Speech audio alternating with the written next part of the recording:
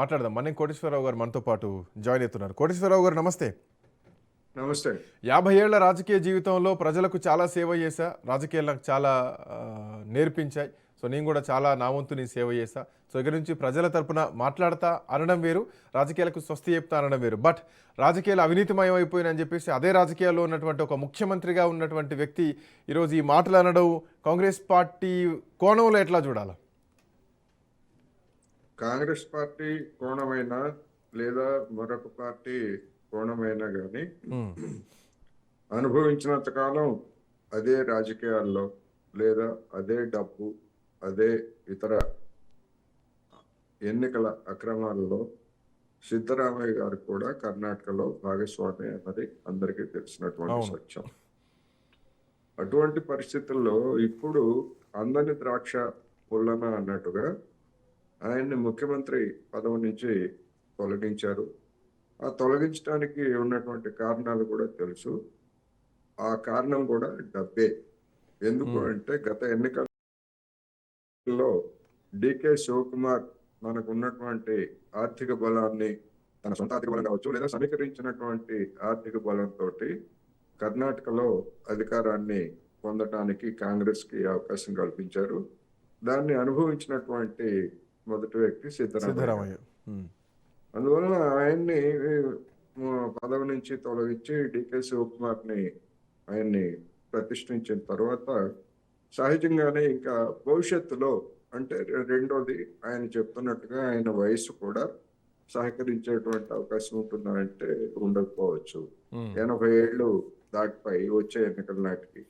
రెండోది ఆయన 1978లో తాలూకా స్థాయి రాజకీయ నాయకుడిగా రాజకీయ జీవితం ప్రారంభించారు.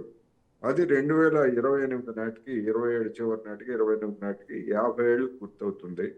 అందుకని దాన్ని ఒక అవకాశంగా కూడా చెప్పుకునేందుకు రాజకీయాల నుంచి అంటే ప్రత్యక్ష రాజకీయాల నుంచి తప్పుకొని, పార్లమెంటరీ రాజకీయాల నుంచి తప్పుకొని పార్టీ రాజకీయాల్లో కొనసాగుతాను అని చెప్పేసి ఆయన చెప్పారు.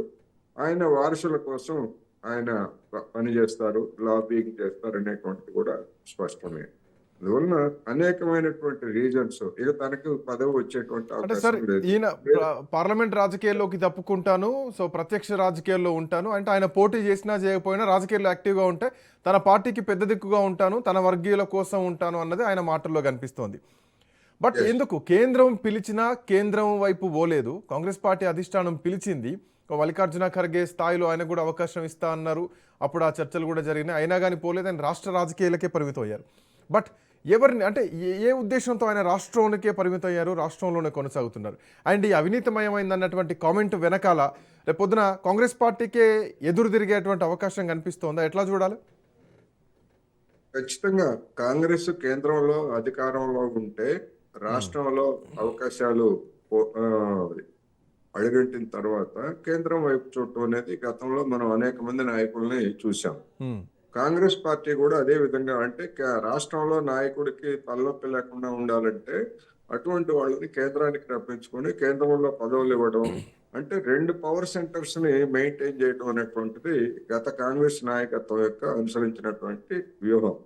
ఒకే రాష్ట్రంలో ఒకే పార్టీలో 2 పవర్ సెంటర్స్. అది ఒక దివాళాకోర విధానం అనేటువంటిది కాంగ్రెస్ కి చాలా కాలం తర్వాత తెలిసి వచ్చింది. దానివల్ల దానికి లబ్ధి కంటే ఎక్కువ నష్టమే జరిగింది.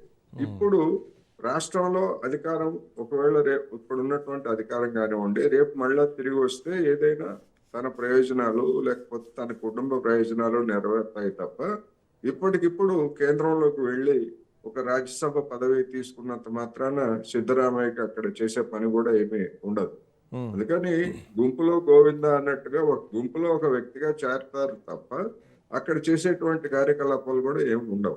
అందుకనే తన వర్గానికి, తనని నమ్ముకున్నటువంటి వాళ్ళకి లేదా తన కుటుంబ సభ్యులకి మద్దతుగా ఉండేందుకు, వాళ్ళ ప్రయోజనాలను కాపాడేందుకు రాష్ట్ర రాజకీయాల్లోనే కొనసాగుతానని చెప్పడం వెనకాల ఉన్నటువంటి ఉద్దేశం అయితే అదే.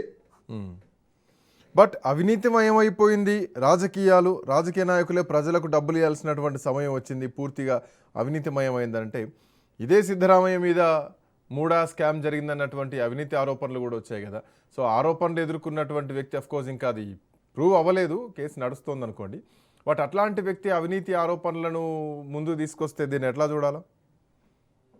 ఎన్నికల్లో డబ్బు ఖర్చు పెట్టడం అనేటువంటిది దక్షిణాది రాష్ట్రాల్లో కర్ణాటక ఏమీ తక్కువ తినలేదు. ఆ అవును. కర్ణాటకలో కాంగ్రెస్ పార్టీ కూడా ఏమీ తక్కువ తినలేదు. అవును. అది అందరికీ తెలిసినటువంటి సత్యం. అందుకనే అందని ద్రాక్ష పుల్లనే అన్నట్లు ఇప్పుడు ఆయన పదవి నుంచి దిగిపోయారు గనక పెద్దరికం ఉంది గనక ఆ విధమైనటువంటి కబుర్లు చెప్తే నడుస్తుంది అనేటువంటి అభిప్రాయంతో ఆయన ఉన్నట్టున్నారు. కానీ అదేమి నడిచేటువంటి వ్యవహారం కాదు. అయితే ఆయన చేసినటువంటి వ్యాఖ్యల్ని మీరు అన్నట్టుగా బీజేపీ ఉపయోగించుకుంటుందా అని చూసినప్పుడు బీజేపీకి ఉండేటువంటి సమస్యలు బీజేపీకి ఉన్నాయి అక్కడ. యడ్యూరప్ప కుటుంబ సభ్యులు లేదా వాళ్ళని వ్యతిరేకించేటువంటి శక్తులు అనేటువంటివి బీజేపీ ఉండే తలనొప్పి బీజేపీకి ఉంది.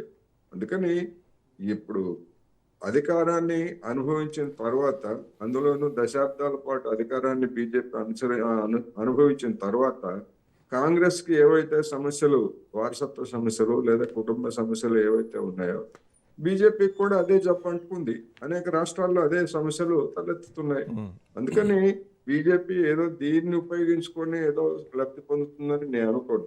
ఇతరతర డికే శివకుమార్ నాయకత్వం మీద లేదా మొత్తంగా కాంగ్రెస్ ప్రభుత్వం మీద కర్ణాటకలో అసంతృప్తి తలెత్తితే, అది వ్యతిరేకతగా మారితే అప్పుడు దేశంలో ఉన్నటువంటి రాజకీయ పరిస్థితులను కూడా గమనంలోకి ఉంచుకొని ఓటర్లు తీర్పిస్తారు.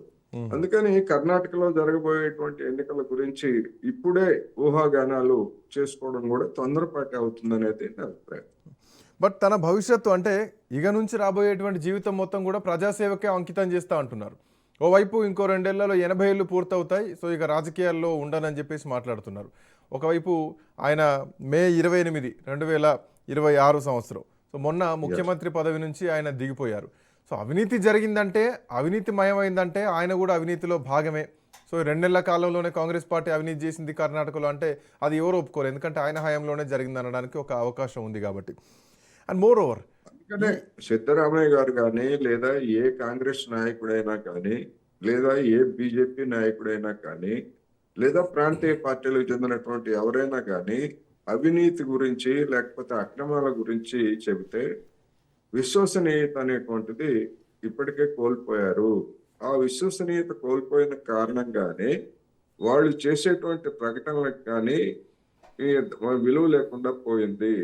ఇటీవల జరిగినటువంటి మొన్న ముగిసినటువంటి నీట్ ఎగ్జామ్ విషయంలో కూడా యూత్ కి వచ్చినటువంటి స్పందనకి ఆ విధమైనటువంటి కారణం ఏంటంటే సాంప్రదాయకమైనటువంటి రాజకీయ పార్టీలు, రాజకీయ నాయకుల యొక్క వైఖరి అనేటువంటిది జనానికి దూరంగా ఉంది కనుకనే యూత్ ఉద్యమానికి ఆ విధమైనటువంటి స్పందన వచ్చింది. అందుకని సిద్ధరామయ్య గారు కానీ లేదా ఎవరైనా కానీ ఇటువంటి సుభాషితాలు చెప్తే వాటిని సుభాషితాలుగానే తీసుకోవాలి తప్ప చిత్తశుద్ధి ఉందని నేనైతే అనుకోవట్లేదు.